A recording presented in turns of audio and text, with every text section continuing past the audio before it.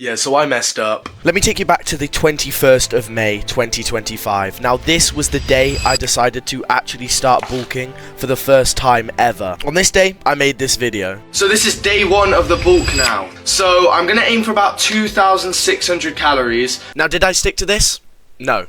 No, not at all. 4K, 5K, 4K, 4K, 6K, 7K. I have been scoffing my face. Now, the result of this is an unfavorable ratio between fat gain and muscle gain, to say the least. So I was left with two options. The first one, because I'm at 95 kg, was to bulk straight up to 100 kg, and then I will have an increased fat and muscle mass. And it's kind of, do I want to put on more fat mass even though I've put on a lot during my dirty bulk? My second option is to cut down to 90 kg, lose that 5 kilograms and kind of start afresh. Now this was a very challenging, tricky decision for me. No, it wasn't. I decided instantly, I'm going to go up to 100 kg because I've been at 100 kg before and over with basically no muscle and all fat. So I'm happy with taking that excess 5 kg because, you know, I will be putting on mostly fat if I'm dirty bulking, I get it. But I think that it is necessary in order to get a little bit of that muscle gain. And this leads me to the 7-day challenge. Now in the 7-day challenge, I've been dirty bulking for the past month or so, and I've seen the fat to muscle ratio gain and it's not good. So I'm gonna try and stick to this and lean bulk. Now I also want to see, from a first-hand experience, if I genuinely feel any different when I'm dirty bulking and when I'm lean bulking. So what I'm gonna do is I'm gonna rate the food, what kind of food that I'm ingesting into my body. Is it pizza, is it ice cream, or is it, you know, chicken and broccoli? Muscle soreness, I'm gonna rate how sore I was during my dirty bulk, and then also go over and see if I'm any sorer or it takes me longer to recover during my lean bulk. And then finally, energy levels. Do I crash?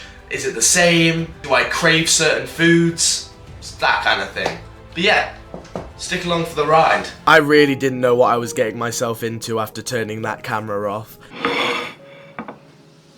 The start of day one was absolutely fine. I started the day off with some type of egg on some type of toast. That is the same every single morning. Good source of carbohydrates in the toast and then good source of protein in the egg. This is something I keep pretty consistent. I do this on a lean bulk, on a dirty bulk and on a cut. Alongside this, I then also had 2 scoops of my protein raspberry and strawberry, which is a new flavour that I've just recently got, which is genuinely really nice. Now you must be thinking, wow, this guy is so awesome, amazing, wonderful. Why doesn't he have a protein sponsorship yet? Soon come, will do. My protein pending, mate. Now for the challenge, to log all my foods and calories and grams of protein, all of that, I'm going to use what I always used, which is Macro Factor. I absolutely love it. Genuinely think it's about 10 times better than MyFitnessPal. But if you're starting out and you want something for free, MyFitnessPal does the job just fine. And now this is where day one started to take a bit of a turn. Now, honesty and just being genuine with you guys is something that I'm genuinely striving for on the channel. I've said it about 17,565,161 times, which is about to be 17,562 times. Now with this day one, it ended not the best. I ended up having chicken and mashed potato, which is quite decent. Nothing wrong there, but I would have loved to have a bit of vegetables with it. Instead, I ended up having some Jaffa cakes. So definitely day one is basically where I've been for the past couple weeks, and it's a good indicator of showing you guys what it has been like for the past couple of weeks. Day two is going to be much better. I'm going to be locked in and I'm going to have more time. I genuinely don't know how I said Jaffa cakes with a straight face. That's probably the funniest thing I've heard in a while. And now for the ratings of day one. So, muscle soreness, I'd give it a 2 out of 10. Taste, I'd give it a 9 out of 10, especially because of the dirty aspect. Finally, with energy levels, I'm going to give an 8 out of 10. So, the end of day two, a much better end and final meal. I've got the chicken, I've got the veg, and I've got the carbohydrates within the mash. Could not be a better split. In about this, there's about 80 to 100 grams of protein in this because I got like a bunch of chicken and just chucked it all in. And I'll put the macros on screen now. After this, my calorie intake for the day will be around 3,500 to 3,600, which is basically ideally what I want to be at. Now just to clarify, I was also at 3,500 to 3,600 yesterday, which is good. However, it was through dirtier food as I didn't have the time. Let's get to eating. Okay, so day 2 went really well. As you saw in the day 2 kind of introduction card, I had same kind of thing for breakfast and then a much healthier thing later on in the day. Now the intermediate that I didn't get to film was some pasta and some mince. That went really well too. Now on to the ratings. With the ratings, the muscle soreness is at a 0. I literally don't feel sore at all. And now I did train yesterday, which is definitely something to mention. Taste, I'm gonna give a 7, 8. And then energy levels, I've genuinely felt quite sluggish today, I'm gonna be honest. 5 out of 10. I think it could be down to a multitude of factors, but I also think it's mainly down to the fact I haven't had much processed sugar today. Boom, day 2 done. Everything went pretty happy. I'm pretty happy with everything. On to day 3. Now with day 3, 4 and 5, I basically did just the same thing. I kept the same strategy, nice and clean foods. I went breakfast, I'd go lunch, and then I'd go dinner.